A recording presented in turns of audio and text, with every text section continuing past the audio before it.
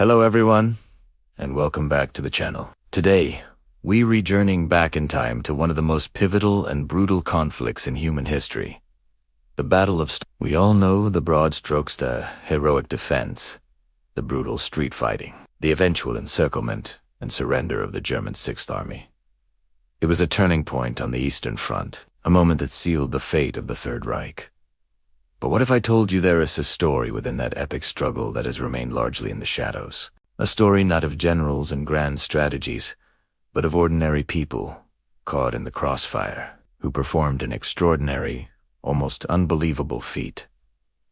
This is the last secret of a tale of resilience and ingenuity that was never meant to be told. The winter of 1942 was descending upon the ruined city of the once vibrant metropolis on the Volga River was now a hellscape of twisted metal, shattered concrete, and frozen bodies for the Soviet soldiers of the 62nd Army. Clinging to a sliver of land on the western bank, every day was a fight for survival. Ammunition was scarce, food was scarcer, and the relentless German assault was slowly grinding them into dust. Across the river, on the eastern bank, was their lifeline. But the Volga, their salvation, was also their greatest obstacle. German artillery and the Luftwaffe targeted every boat, every raft, every desperate attempt to cross. The river was a shooting gallery, and the ice floes that choked its waters in early winter made navigation a nightmare.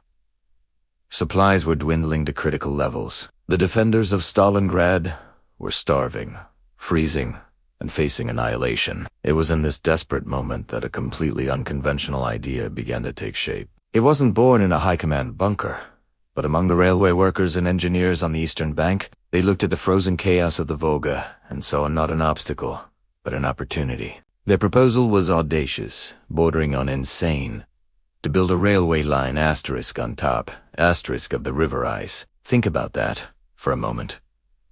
A full-gauge heavy-duty railway, capable of supporting locomotives and wagons, loaded with thousands of tons of supplies, built on a frozen river under constant enemy bombardment. It sounds like something out of a fantasy novel, not a military engineering manual. The risks were astronomical. What if the ice cracked? What if the constant shelling shattered their fragile bridge?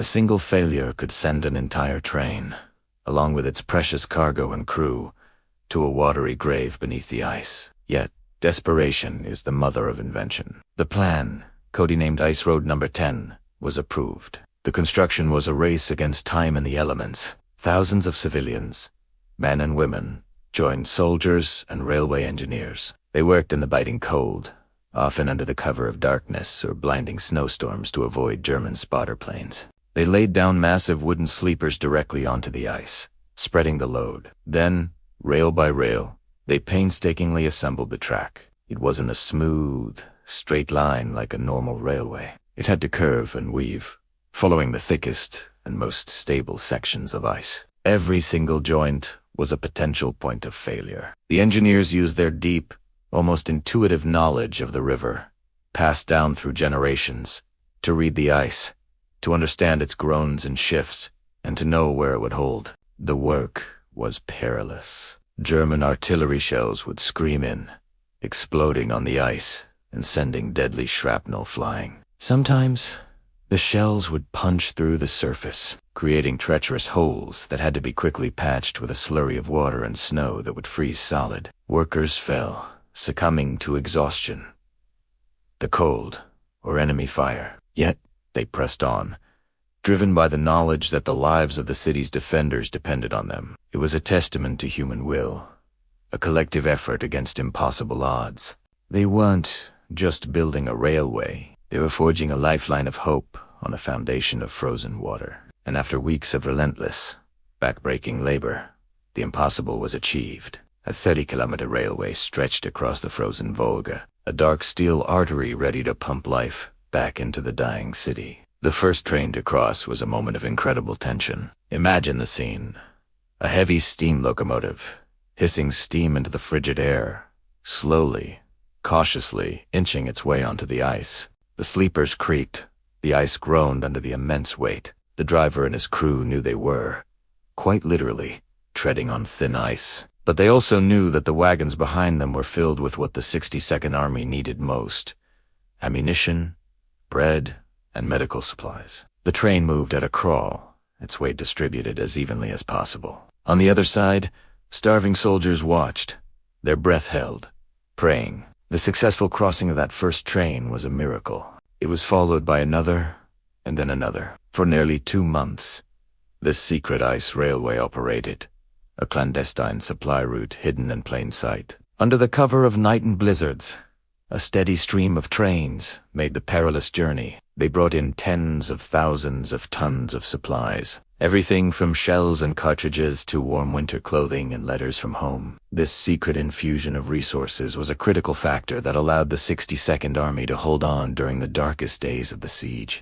While German intelligence was aware of some supplies getting across the river, they never suspected the scale or the method. The sheer audacity of building a railway on the ice was beyond their comprehension. This logistical triumph, achieved not by generals, but by ordinary workers, allowed the Soviets to build up their forces for the decisive counterattack. Operation Uranus, which would eventually encircle and trap the German Sixth Army.